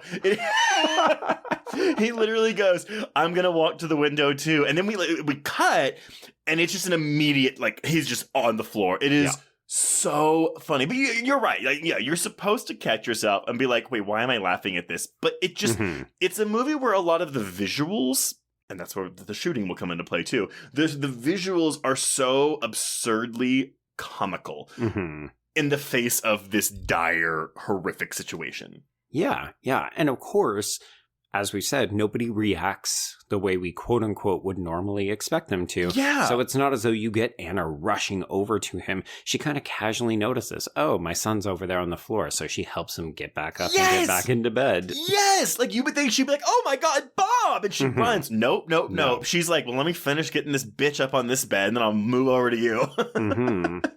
Yeah. And this is where we get a bit of a tense moment between Kim and Anna. So Anna realizes that Kim has been talking to Martin and that it's probably developed further than she realized. So she grabs Kim's wrist really tightly and she confiscates her phone. And Kim advises her not to be hysterical. It's not that tragic. This is a great moment. And like Kidman doesn't really get to like, because she just starts to take away her phone, you know. But I love the line when she's like, I'm not like your father. And I'm like, what are you going to do? Right? Yeah. Because we've said it repeatedly, he's in denial, but he's not acting on it, right? Like he's not confiding in them. He's not being proactive and trying to go after Martin apart from banging on his door. And you really get the sense here, okay, is Anna capable of doing something more that her husband hasn't been able to face? Well, because Anna and Stephen are in two very different positions. There is no world, there's no situation in here where Stephen will die. Anna has the option of being killed. Right, that is true. And I love watching Kidman like navigate that in her mind as the film goes on. So we get possibly one of the most infamous scenes from the film when Anna goes to Martin's house and he is there. So she sits down and has a talk with him. She asks why her children have to pay for Stephen's negligence. So she's firmly just kind of, okay, let's say my husband killed your father. Right. Why do my kids have to suffer for this? Why do I have to pay the price? Yeah, and he doesn't exactly answer her, but he is eating a giant plate of spaghetti. And we get this story about how he thought he was exactly like his father, but they shared something unique in the way that they both ate spaghetti. And then he realized, oh, everybody eats spaghetti this way. Okay, wait, I'm sorry. I'm going to tell you this right now, though. Yes, by saying, oh, you stick the fork in the plate, you twirl it around, you put the spaghetti in your mouth. Yeah, that is how people eat spaghetti. They don't eat it like the way that Barry Keoghan eats spaghetti in this scene. I mean, this is why this became a meme and endlessly gifable, and everybody talks about it, because this, in some ways, makes the spaghetti an object of disgust, right? Yes. Like, we get this close-up shot, and it's not like the spaghetti looks bad, but there's something absolutely revolting about it. Well, and it's also the sound of the fork on the plate. I hate the sounds of metal scratching. Cutlery on a ceramic plate. It's so it's so horrible. And we get this entire scene. So one other thing that I wanted to raise, and I haven't seen this, it's probably out there and I just didn't find it, but I do think that the way that food is used throughout the film is part of the class critique, because when Anna arrives at the hospital to comfort Bob, she brings him a box of bougie donuts. And when we... Bougie donuts? Yeah. And I think she says, like, there's a dozen of them. Or Steven says, like, I want you to eat all of these, like, all 12 of these by the time I get back, or something like that. And it's ridiculous. Like, why would you need that many donuts for a small child? But, yeah. So, bougie donuts and low-class spaghetti. Well, it's low-class spaghetti, but also remember what we fed Steven when he came over. It's lemonade and meatloaf. These are food of the common people, right? It's cheap. It's easy to make. It doesn't require a lot of ingredients. You can fancy it up, sure. But like what we see of what Martin is eating is very basic food in his basic not so nice house in his not so nice neighborhood. So this is him kind of saying, are you here to offer me something better than this shit spaghetti, which is what my whole life is? That's so funny. Did we know if they had recently moved into this house? Because I was trying to figure out if Martin's father's death caused them to drop a class in the class system. I don't know about that, but we do know that they are financially hurting because I think he said that his mother had to go back to work because they couldn't afford to pay bills. Right. Okay, that might make sense. She's a doctor. They should be making some money. But yeah. You're right. But I mean, I think it's also interesting because even though they are on the lower end of the economic scale, we very clearly see that Stephen is comfortable giving him money. He gave him that really expensive watch, right? That's why we get the watch scene early. Yeah, the same one that Matthew had. So clearly, Martin doesn't actually care about the money because he probably could have asked for blackmail money, right? Like, I will spare your children and your wife if you give me this money. That's not what he wants. He either wants a surrogate father or he wants blood for blood. Well, that's what he tells Anna. He says, it's the only thing I can think of that's close to justice. Yes. And that's how you know that this is a true revenge tale. Oh, 100%. Like, this was always going to happen no matter what, even if, like, Stephen kept hanging out with him for as long as he wanted, because his demands would have kept getting progressively more and more demanding. Oh, really? So you think if Stephen had have left his family and moved in and, like, started fucking his mom and acting like his dad, you think he still would have demanded more? No, I apologize. I don't think that Stephen was ever going to leave that, so I think this was always an inevitable outcome. Okay. Yes. But so you're right. I still agree with you that, he had one of two options. I just never think I never thought he was going to take the less killy option. Fair. Okay.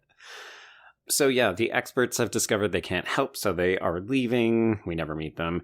This is when Anna does her jack off of Matthew to try and get the file, even though you already get the impression just by asking, she kind of knows the answer. Oh, yeah. Yes. I also love, too, because, he's like, oh, what do I get in return? And she's like, that thing you wanted at that barbecue earlier. And I was like, oh, okay. But then, so we do see her masturbating him, but we have that long shot in the garage outside the car where we can see her doing it with the voiceover of what he's telling her. But that's not happening at the same time. So I love that we have this, like, timely dissonance in this scene. Yeah, and it anticipates another instance of this when Kim goes on her crawl walk and we see her getting simultaneously patted up. Oh my god. The kids crawling in this movie is such a funny visual. Oh my god, you're terrible. Like, when Anna's carrying Bob down the stairs to Martin, but then you just see Kim, like, crawling behind her. I mean, to me, it feels like a gentle reference to Freaks, which I know you haven't seen, but the Todd Browning film. Yes, yeah, but because one of those freaks is like a big worm thing, right? Well, yeah, like it's a person who has their arms and I think no legs. Yeah. Okay, so Bob and Kim have been moved home. So I think this is the other clear identifier that we're more in Anna's perspective because we actually leave the hospital. Like, we won't really go back there anymore. And we're firmly in the domestic space, which is Anna's space. Well, and now we're about to have Anna get angry at Stephen because she's losing her shit. Yeah, so she very calmly and rationally outlines that he is being a ridiculous man while his kids die in the next room over. I love it. So what if your hands are beautiful? They're lifeless. You're just an incompetent man who goes on and on saying stupid things like, let's do a scan. But again, you have to remember, she's not raising her voice. She's not yelling at him when she does this. It's just like monotone, matter-of-fact delivery. And he's like, yep. Yeah. So the one emotional outburst that this movie contains happens right now. Yeah. He rips up the kitchen talking about, maybe we can find teeth or pubes or some kind of, basically he's outlining, what do we need for this miracle cure? Where do we have it? Maybe it's in this shelf. No, ripping it down and shit. It's such a, because he's like, I don't suppose you have any pubes I can have, do you? Oh, I forgot, you don't have any left. We don't have any of the things we need. And I'm like, why are we commenting on her lack of pubes? Which, if we're being honest, if she doesn't have them, that means she's probably shaved them or had them removed with lasers. And that is often a decision that is made to please men. So that's back on you, Stephen. Back on you, sir. Absolutely. So they do go to bed angry, but we see Stephen smoking and staring out the window. So it's no big surprise when we wake up the next morning to find that he has gone out and gotten Martin, and he has beaten the shit out of him and tied him to a chair in the billiards room. God. I mean, I think this is probably where this is the third act of the film, but oh man, nothing about this is even particularly cathartic, because as you said on your first viewing, you know that the inevitable is going to happen. Yeah, this is just Stephen wasting time, and then Martin literally says, "You're wasting time." Yeah, he's like, "Oh, you're gonna shoot me, and you're gonna say, how come I only shot one person, but 4 people are dead?"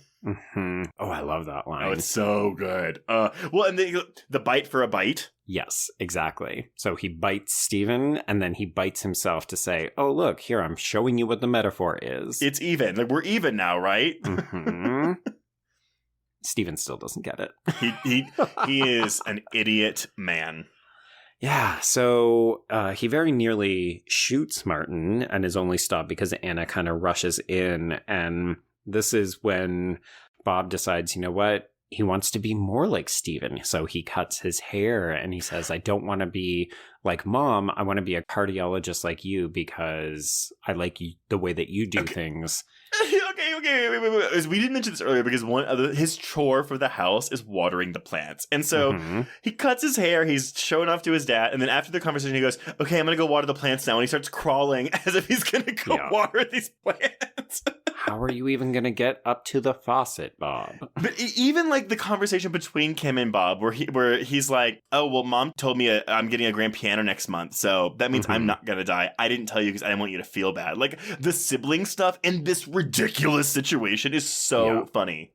Oh boy. Yeah, because they're acting as though everything is normal, despite the fact that neither one of them can use their legs. And it's been like this presumably for a while. Yeah. But then one of my favorite scenes in the film happens when Stephen goes to their school to ask their principal which one of the kids is a better student, and they're both fine, I guess. And then he's like, "Well, which one would you say is better?" Yep. Because again, he doesn't want to admit that he's guilty of killing Martin's father because he was drunk. And he doesn't even want to take on the responsibility of saying, "Okay, well, I guess I have to kill one of my family members."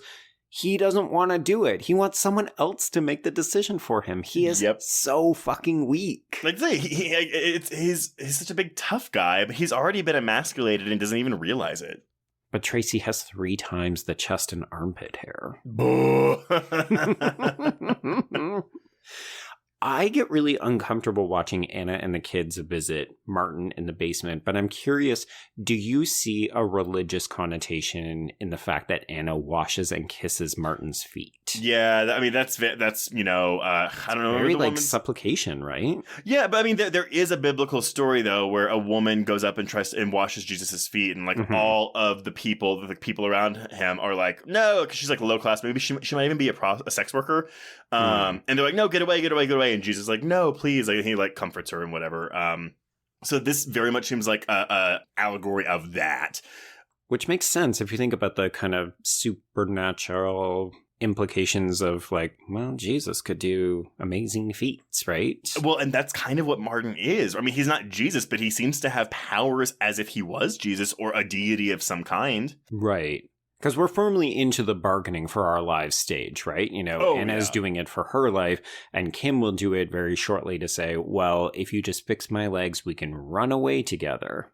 Yeah, I just think it's a little interesting that we pull it. And granted, maybe I'm mistaken, and there is a Greek myth that involves a woman washing someone's feet, but I only know the Christian version. But I think it's interesting that we're pulling in Christian mythology into this Greek myth. Right. Yeah, I wonder if this is our frame of reference because we're North Americans, and I wonder if Lanthimos is pulling from more of a Greek myth because he would know it. Entirely possible, so yeah. So what we're saying is Greek listeners, get in touch. Yes, I don't even know if we have any Greek listeners, actually. Maybe. I don't know. I haven't looked at our geos. There we go. Okay. So, speaking of bargaining, Anna tries to engage Stephen in sex, and she is a bit more proactive this time. It seems like she's just going to get on top of him and start riding, but then she still just lays down dead. And this is, so part of the R rating for this film is for some graphic nudity, and that is the long shot of Nicole Kidman's hairless vagina. Right. Yes. Important to note, the hairlessness. She does not have pubes. No pubes. But this is then when she delivers this gem of a comedic line. I believe the most logical thing, no matter how harsh this may sound, is to kill a child. Because we can have another child. I still can, and you still can. And if you can't, we can try IVF. But I'm sure we can. Yeah. Just putting her kids out for the slaughter. It is wild. I love the fact that she never says, well, you could kill me. As a mother, I'm willing to die for my children, and that would allow them to grow up and live happy, fulfilling lives. It's like, well, which of the two kids do you want to kill? But that's going into her privilege, right? Like, even though we love Nicole Kidman and we love her in this role, like, she's still a privileged, rich white bitch. And oh, sure. I'm just curious, again, like, for all my mothers out there, what do you turn on Anna in this moment? Right. Yeah. I don't know. I don't know. I mean, personally, I'm endeared to her in this moment, but I can imagine some people. I know. I imagine some people are like, no, mother. It's Nicole Kidman playing against type, being a bit of a bitch. Of course you love her. Let's kill our children. That's fine. Let's kill them if they don't run away first. Yeah. So we get this kind of dual perspective as Kim begs Martin to help her. And then when that doesn't work, we see that she has taken off down the street solely on her arm. So I love that we don't necessarily focus on this. As you said, this film isn't particularly gory. My imagination is working overtime on how meatloafy her arms and legs would look after this. Yeah, I absolutely have in all caps in my notes. LOL, then she tries to crawl away from home. God, I can't believe you would be laughing at this. I was horrified. This is so funny. It is so funny. No, it's awful. Listeners, where's the split? Come on, how many of you? We'll do a poll. Right. No, but you're right. You're right. This is awful. But again, the tone of the movie is so darkly comedic that I'm simultaneously horrified and finding it hilarious. Yes, no, you're absolutely right. Particularly when we see her illuminated in the headlights of this vehicle. We marvel at how far she has gotten. We're horrified at the state of her pants. And, we can see that she's bleeding pretty profusely. But it's also, Kim, where did you think you were going to go? Anywhere but here. I mean, I guess so. You really cannot trust your parents. No. One of them has to kill one of you, and the other one wants you to die instead of her. Okay, so Anna reveals to Stephen in the morning that she has let Martin go because she accepts that it will not make a difference to keep him tied up. Question for you, and by extension, listeners who want to write in, were you surprised that we don't try to beat Martin or even kill him? Like, I know he said, you could try to kill me and it still won't change anything, but are you surprised that we don't see them try harder? Not necessarily, because I think maybe that is the cathartic moment, and because this movie lacks a lot of catharsis, I wasn't necessarily thinking that we were going to get that, because that would be too like of an easy way out if we did. Yeah. I find by this point in the film, when we discover Martin down in the basement and he's all bloodied, I remember initially thinking, oh, okay, we're going to try to beat him out of this so that we undo this curse or whatever. And then almost as quickly realized, nope, this is inevitable. This has to happen. It's just a question of which of the three is going to go. Yeah, exactly. But this is, again, more bargaining, because we have Kim who's like, Mom, did you tell Dad about that time that I yelled at you in the hospital? Of course I did. But she apologizes. But then she follows it up by asking if Anna has started to experience any symptoms. And we slap another child. Oh my God. It slaps the fuck out of this kid. Again, because this isn't supposed to happen. A mother's not supposed to turn against her children like this. And so watching Anna kind of take joy in the fact of being like, yeah, I told your father about that shit. Better watch out. Could be you. We could decide to get rid of you. So the film really begins to enter its last act because Bob has entered the fourth and final stage. He begins to bleed from his eyes, and this looks as good, I would argue, as Let the Right One In. 100%. Because it's the way it's right. We just have Bob sitting in a wheelchair, and we see his eyes get redder and redder and redder, which I have to assume is some digital work. I don't think so, but it looks flawless. It looks practical. Oh, yeah.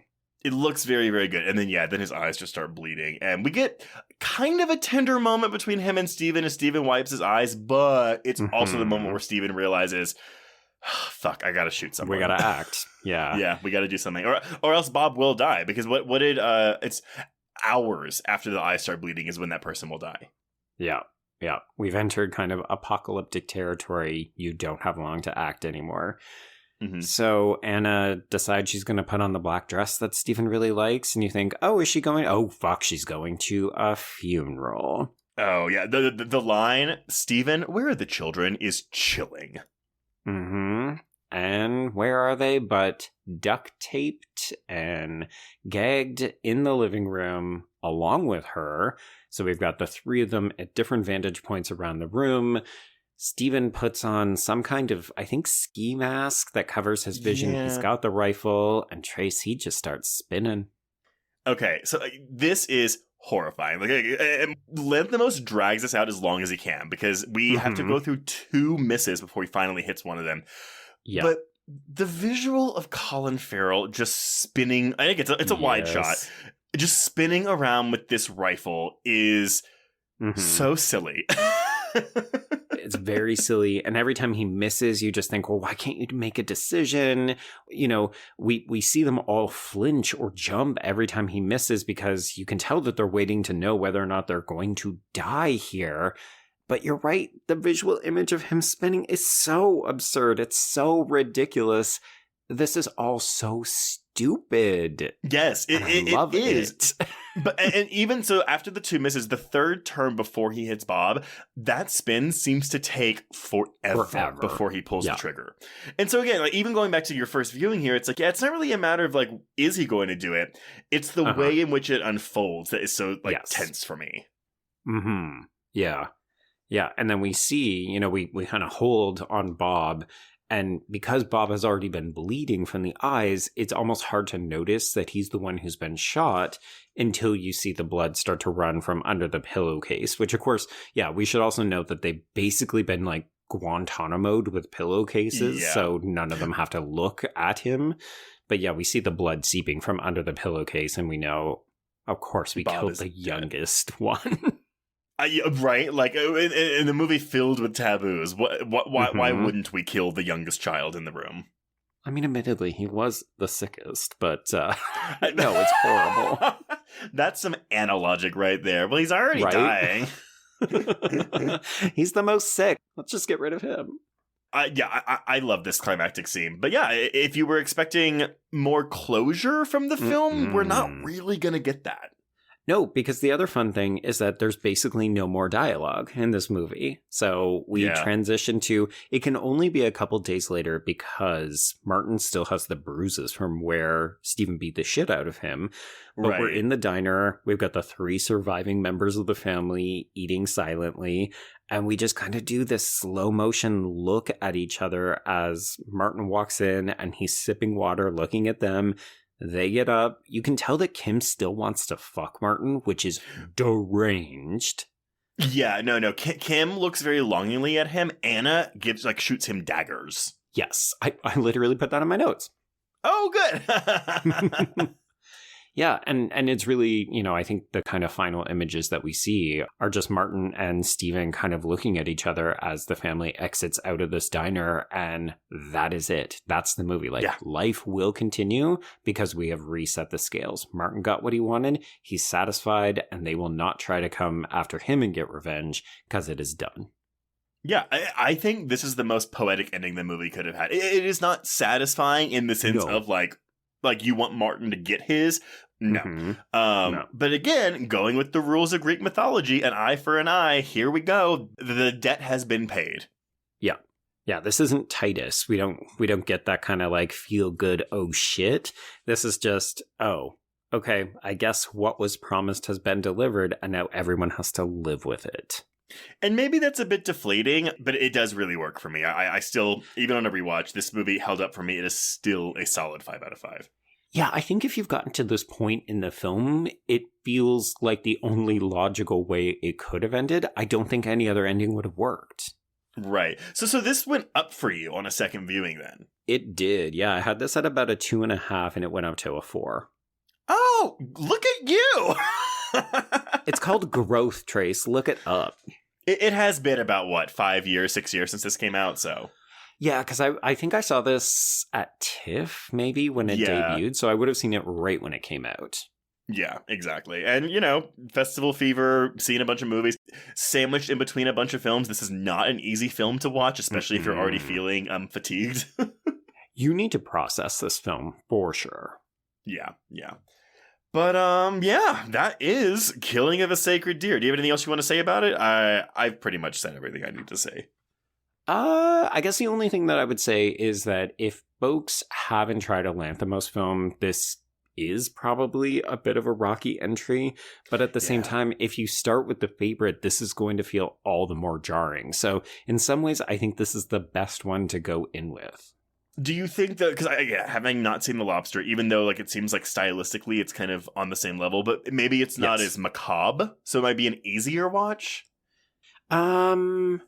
Yes, it definitely has the same kind of sense of humor. Obviously, the visual aesthetic and the line delivery is all the same as this film.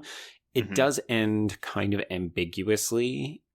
That one, I think, struggles a bit more with the pacing, or it feels less satisfying in a conventional sense. So I would probably still say this one. Okay, no, that's totally fair. Well, yeah, everyone, let us know what you thought, especially if this is the first time viewing for you. We knew when we programmed this was going to be a bit of a controversial pick, but I'm really glad we got to discuss it and hopefully introduce it to a few new people. There we go. All right. But before we announce what we're covering next week, if you want to get in touch with us, you can reach us on Twitter and Instagram at HorrorQueers. Shoot us an email at horrorqueers@gmail.com. Find us on Letterboxd to keep track of all the films we've covered. Go to our YouTube channel to check out our interviews with various horror filmmakers. If you want to chat with other listeners, please join our Facebook HorrorQueers group. Give us a rating and a review, ideally, on Apple Podcasts or Spotify. And if you want even more content, please support the show by becoming a patron at patreon.com/horrorqueers. We are now in April, so go sign up now and you can get 233 hours of extra content, including our new episodes this month, which includes a discussion on films with make or break endings, the latest remake, of Children of the Corn. Tabitha, what do we think of the Children of the Corn franchise? Do we like any of those corn children? Y'all, that movie, get ready. It's a disaster, but the episode is great.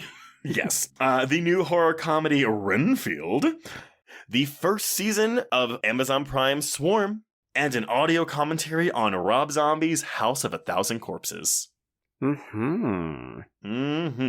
month before we head into May. But, Joe? Yes? What are we covering next week? Well, Trace, we're going to kick off the first of 2 weeks of vampire films. We are a little bit early for the 40th anniversary, but it seemed like a great time to revisit some bisexual vamps with Tony Scott's The Hunger. So, this is an event for us, because this is one of the first movies we wrote about when we started our Horror Queers articles.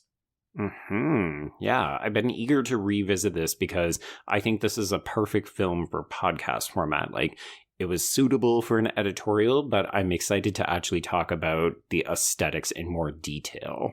100%. And I will say, as someone who is not generally a fan of Tony Scott's aesthetic, I love this movie. Oh, okay. Yeah. And a great example of queer vampire sexuality in the 80s that people seem to often forget. They want to talk about, Fright Night and Lost Boys and that kind of stuff. But it's like, here's Tony Scott doing it a couple years earlier. The hunger was there first. In the 80s, at least, yeah. Yes. Oh, yes, correct. Yeah, it is not the first queer vampire movie ever made. No. But everyone, all right. Until next week, we can cross out the killing of a sacred deer. Indeed. And cross out horror queers.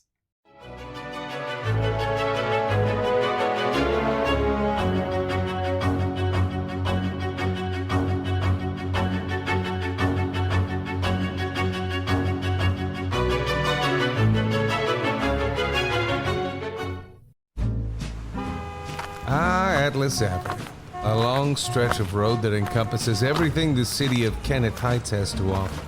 Neon lights, traffic, crime, the hustle and bustle of everyday life, and the craziest of characters. My office was above it all. My name is James Locke, and I'm a PI. Hello, Mr. J. How the hell you doing today? Good, Edith. Nearly every year I have a new case. New people to meet, new clues to discover, and new problems to solve. But I do it the old-fashioned way. No technology. Nothing post-1950. Hell, I don't even listen to podcasts, but you should.